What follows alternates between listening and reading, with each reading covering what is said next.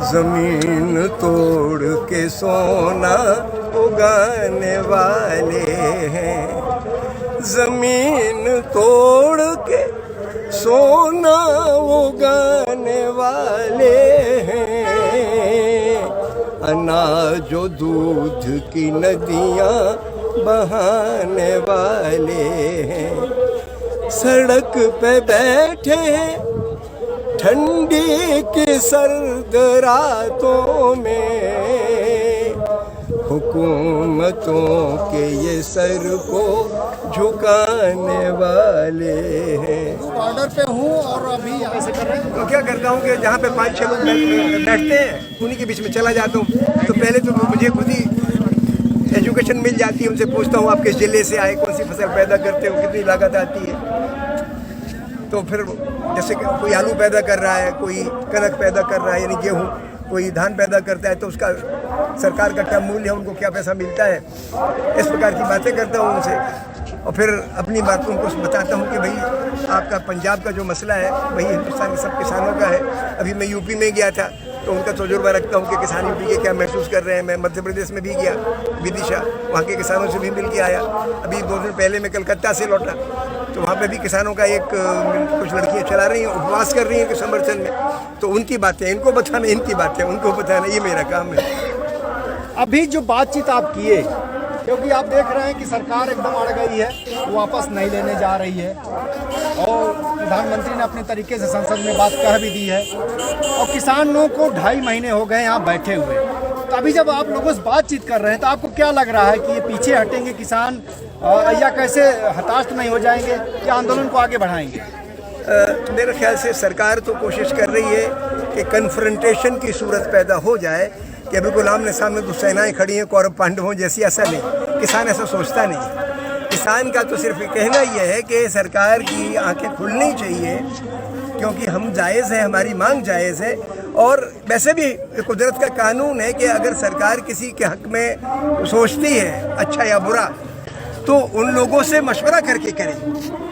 गांधी जी भी जब south Africa में थे तो सिर्फ 3% हिंदुस्तानी थे। गांधी जी ने ये नहीं कहा कि पूरे देश की सरकार जनता हमारे समर्थन में है कि नहीं है। उन्होंने कहा कि भाई हमें यहाँ रहने का अधिकार है और हम पे आपने जो टैक्स लगाया 3 पाउंड का वो बेचा है, हम दे नहीं सकते, तो लिहाजा ये आप वापस लीजिए। तो हालांकि 21 बरस लगे आंदोलन चलाने में गांधी जी को, उसको टैक्स रद्द कराने में, लेकिन बात सच्ची थी। तो गांधी जी टिके रहे, उस पर हिंदुस्तानी टिके रहे। आखिर में सरकार को कानून बदलने पड़े। उसमें क्या होगा, किसान आंदोलन में किसान अपनी सच्चाई पर टिका है कि हमारा अस्तित्व का मसला है। आज हमारे पास ज़मीन है लेकिन भाव नहीं है, भाव तो व्यापारी के हाथ में है। लिहाजा मंडी में हमारी भी थोड़ी सी आवाज़ हो जाए। MSP के ज़रिए थोड़ी सी आवाज़ हुई थी, लेकिन आप तो मंडी को भी अलग करके उसके लिए व्यापारियों के हाथ में हमें छोड़ रहे हो, ये क्या बात हुई? तो सरकार को झुकना पड़ेगा इस सवाल पर। अभी मैं नहीं कह सकता सरकार कब झुकेगी और मोदी जी कब इस बात पे गौर करेंगे, लेकिन अभी 6 राज्य विधानसभाओं के चुनाव आने वाले हैं और उन विधानसभाओं के चुनाव में अगर भाजपा को शिकस्त मिलती है तो सरकार को सोचना पड़ेगा कि आखिर हमारा आधार खिसक रहा है।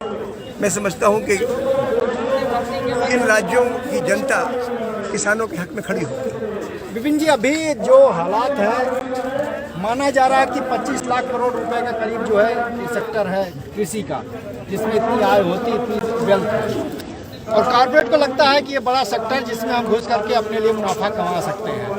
एक तरफ कॉर्पोरेट अब घुसने की कोशिश कर रहा, पूरी ताकत उसके साथ है, सत्ता है और मीडिया है पूरा, तो किसान अकेले हैं, सच्चे के साथ सोशल मीडिया तमाम वो हैं।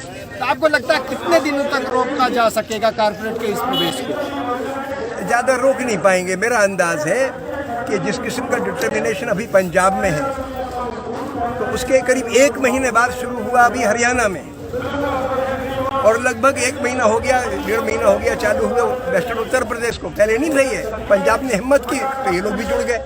अब मुझे लग रहा है कि राजस्थान में भी हलचल है, कई जिले के लोगों से मिला हूँ राजस्थान में, उनमें भी तो ये आंदोलन धीरे धीरे जड़ पकड़ेगा। और मुझे लग रहा है कि अगर बंगाल में चुनाव है अभी अप्रैल के महीने में, और वहाँ पे करीब 40,000 किसानों की रैली हुई। अगर वहाँ का भी किसान खड़ा हो गया तो ये सरकार हिल जाएगी।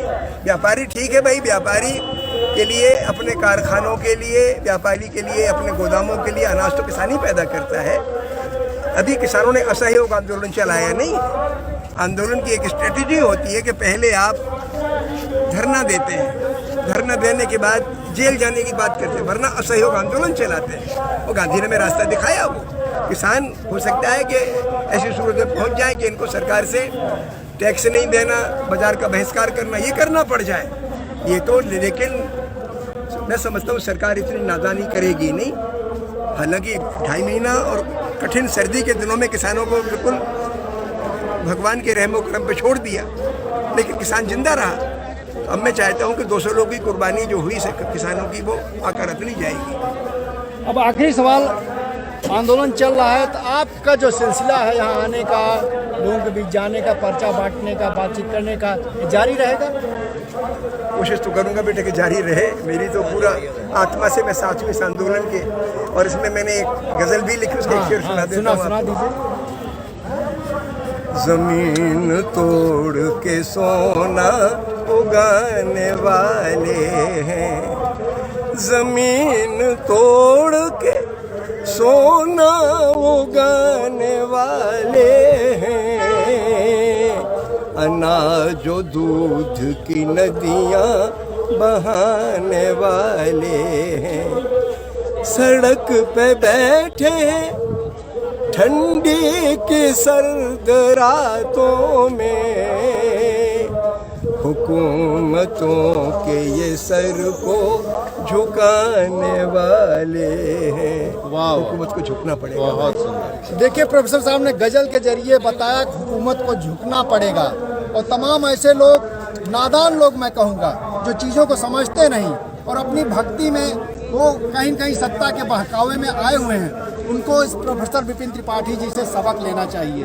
IIT प्रोफेसर रहे हैं, रिटायर हो चुके हैं, चाहते तो तमाम और दूसरे साधन माध्यम थे और बहुत पैसा कमा सकते थे और आगे अच्छा जीवन जीते, लेकिन जब देश पर संकट आया, किसानों पर संकट आया, या किसी जनता के दूसरे तबके पर जब भी संकट होता है, तो प्रोफेसर त्रिपाठी आकर सड़क पर खड़े हो जाते हैं, उनके बीच चले जाते हैं और जागरूकता फैलाने से लेकर के तमाम जो उनके भ्रम हैं उनको तोड़ने की कोशिश करते हैं। एक बार फिर उसी यायावर की भूमिका में प्रोफेसर त्रिपाठी हैं, और आपको सलाम इस जज्बे को, इस उम्र में भी आप अपनी जिम्मेदारी से बढ़ करके भूमिका निभा रहे हैं। बस आज का मसला यही ख़त्म करते हैं, आगे अभी फिर आपसे मिलेंगे किसी और मौके पर। सिंघू बॉर्डर से जनचौक के लिए मैं महेंद्र मिश्र।